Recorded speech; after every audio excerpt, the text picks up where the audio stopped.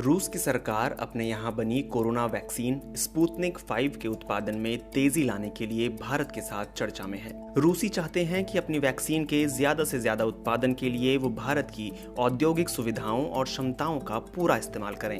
वहीं भारत को भी यह सिर्फ फायदे की ही बात लग रही है। भारत में कोविड-19 वैक्सीन संबंधी राष्ट्रीय विशेषज्ञ समूह के प्रमुख और नीति आयोग के सदस्य डॉक्टर वीके पॉल ने कहा है कि भारत बड़ी मात्रा में स्पुतनिक 5 वैक्सीन का उत्पादन कर सकता है, जो रूस के लिए तो बढ़िया होगा ही, साथ ही भारत के लिए भी यह एक जबरदस्त मौका होगा। साथ ही दुनिया को भी हम वैक्सीन उपलब्ध करा पाएंगे। उन्होंने जानकारी दी है कि रूस ने अपने कोविड-19 वैक्सीन स्पुतनिक 5 के तीसरे चरण के परीक्षण और भारतीय कंपनियों द्वारा इसके विनिर्माण के लिए उचित माध्यमों के जरिए भारत सरकार से बात शुरू की।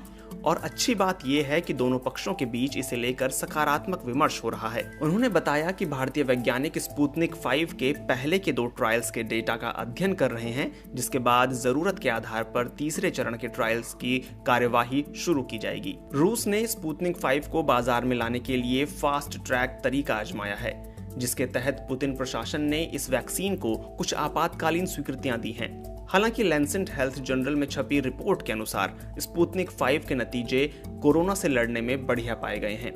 रूस चाहता है कि इस वैक्सीन को जल्द से जल्द सभी स्वीकृतियां दिलाकर बाजार में लाया जाए। फिर भी रूस के सामने जो एक बड़ी चुनौती बचती है वो इस वैक्सीन के उत्पादन की है, और इसी के लिए रूस की सरकार ने भारत सरकार के जरिए भारतीय दवा कंपनियों से सहयोग मांगा है। डॉक्टर पॉल के अनुसार भारत सरकार ने कई भारतीय कंपनियों से पूछा है कि कौन कौन इस रूसी वैक्सीन को तैयार करने के लिए इच्छुक है। 3 भारतीय कंपनियां अब तक सामने आई हैं जिन्होंने इसकी इच्छा जाहिर की है।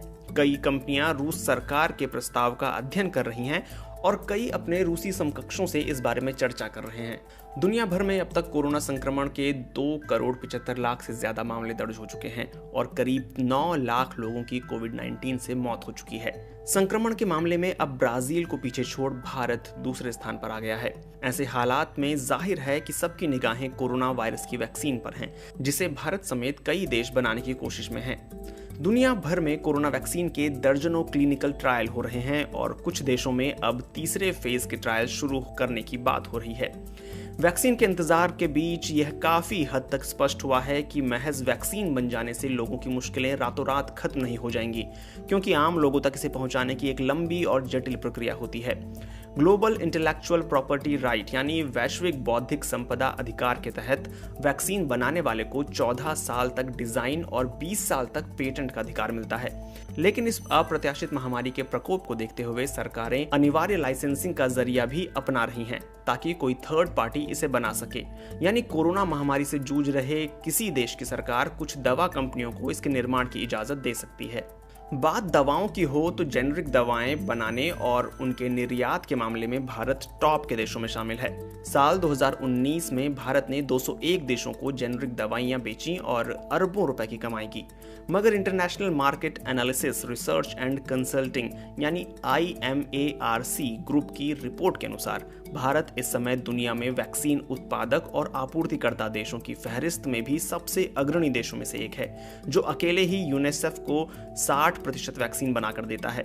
चूंकि भारत में क्लिनिकल ट्रायल का खर्चा कम आता है और उत्पादन में लागत भी तुलनात्मक रूप से कम आती है, इसलिए अन्य विकसित और विकासशील देशों की तुलना में भारत को वैक्सीन के उत्पादन के लिहाज से सही जगह माना जाता है। 15 जुलाई 2020 को एक प्रेस वार्ता में कोरोना वैक्सीन बनाने की दिशा में भारत के योगदान के सवाल पर ICMR के प्रमुख डॉक्टर बलराव भार्गव ने कहा था कि कोरोना वैक्सीन भले ही दुनिया की किसी भी कोने में विकसित की जाए, मगर उसके व्यापक उत्पादन में भारत के सहयोग के बिना कामयाबी हासिल करना संभव नहीं होगा।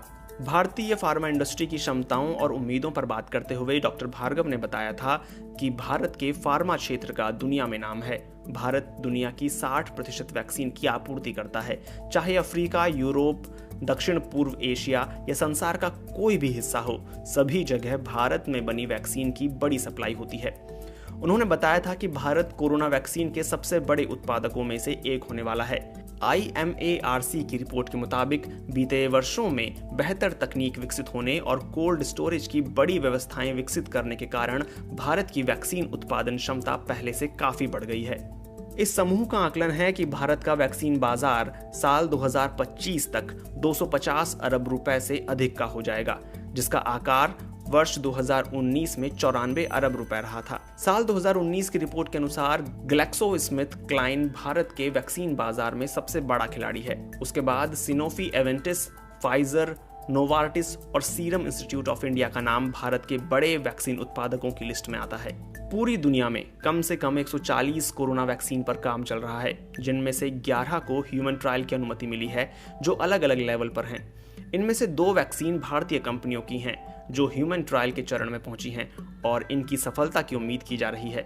जिन 2 भारतीय कंपनियों ने कोरोना की संभावित वैक्सीन तैयार करने में सफलता हासिल की है, उनमें पहली कंपनी है हैदराबाद स्थित भारत बायोटेक इंटरनेशनल लिमिटेड, जिसने ICMR और नेशनल इंस्टीट्यूट ऑफ वायरोलॉजी के साथ मिलकर कोवैक्सिन नामक वैक्सीन तैयार की है। वहीं दूसरी दवा कंपनी है जायडस कैडिला, जिसकी वैक्सीन को हाल ही में drug controller general of India से ह्यूमन ट्रायल करने की अनुमति मिली है। दोनों ही कंपनियों की वैक्सीन दूसरे और तीसरे चरण के ट्रायल के लिए अनुमति प्राप्त कर चुकी हैं। भारत बायोटेक कंपनी, जिसने कोवैक्सिन तैयार की है, वो इससे पहले पोलियो, रोटा वायरस और जीका वायरस का टीका भी विकसित कर चुकी है।